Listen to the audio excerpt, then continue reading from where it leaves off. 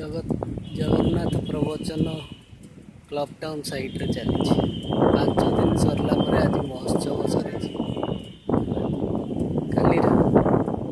गतकाली सरला पर लोक मैंने ये भोजन कर देखो एत बड़ खेलुंट जो पिला खेल प्रैक्टिस कर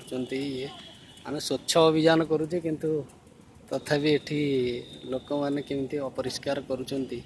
प्रवचन नेला परे केमिति अपरिष्कार करुचंती देखो प्लेट पानी पाउच सबू पड़ी एठी है 5 दिन प्रवचन रहा ही शिक्षा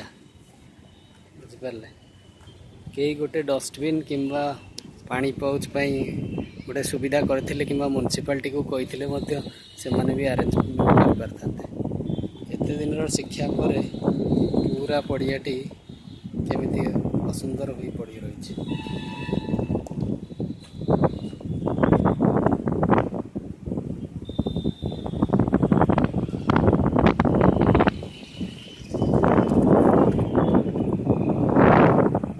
यहाँ हूँ क्लब टाउन रो साइड पर